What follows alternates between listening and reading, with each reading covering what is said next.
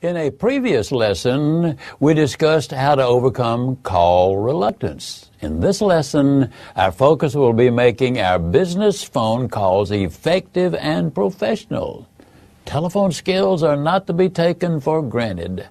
Like so many other things in life, there is nothing simple about the masterful use of the telephone as a business tool.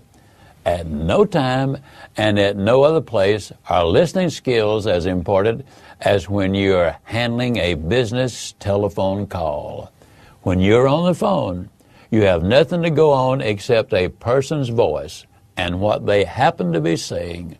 With this in mind, it is extremely important that you go into any business telephone conversation knowing the 5 basics. Telephone basic number 1 is attitude. Here's a point that we've already made in other lessons, but it is so important that we'll make it again. Your attitude is paramount. You must project a winning, cooperative, can-do attitude at all times.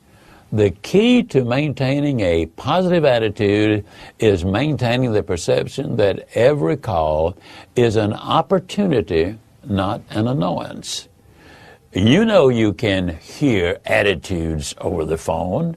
Your customer or prospects can tell if you are smiling, annoyed, happy. Whatever attitude you have is clearly projected over the phone. So put a smile in your voice by putting a smile on your face. Telephone basic number 2 is preparation. Have what you need before you begin. Making your prospecting calls. Have pens, pencils, paper, resource material, computer, anything you're going to need immediately available. When you are making a call, understand your sales objective and leave nothing to chance. Know clearly what you are trying to achieve. Is it a face-to-face appointment to close a sale, to gain permission to send more information? Whatever the objective, you need to have it clearly in your mind before you make the call. Making a sales call with a let's see where it takes us attitude will not consistently take you where you want to go. Getting started is telephone basic number 3. Whether you're placing or receiving a call, the first 10 to 15 seconds sets the tone for the entire conversation.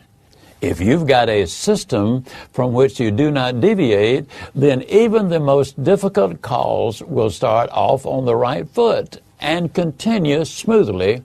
Always try to include the following 3 elements in the beginning of your call. Your greeting. Your company may mandate how you greet your customers. If not, create a snappy greeting that will set a positive tone. Secondly, clearly identify yourself and your company. Do not mumble or rush through this. Easy to do when you are familiar with the information, but the person on the other end of the phone has to process what they are hearing. So give them time. And lastly, state the objective of your call. In a previous lesson, you learned about how to use a general benefit statement to gain someone's interest. Telephone basic number 4 is to remember to keep it professional. This refers to the fact that as professional salesperson, we have to be capable of conveying a professional presence over the phone.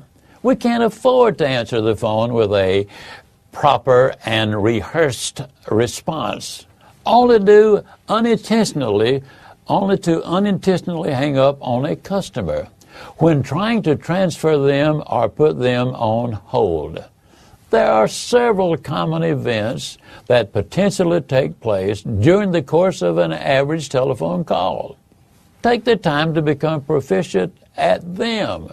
We all know people who have worked in a given office situation for years and still don't have any idea of how to transfer or conference a call.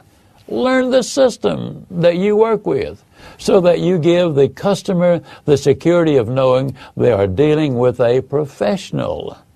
Telephone basic number 5 is to be aware of lasting impressions. The last thing the person on the other end hears will possibly be the only lasting impression you will leave. Leave a good impression. The end of any call should include a thank you. Show courtesy and appreciation for the person spending their time with you. A final confirmation of the information delivered or action required, and lastly, a friendly goodbye. To apply this information, monitor yourself as you use the telephone today.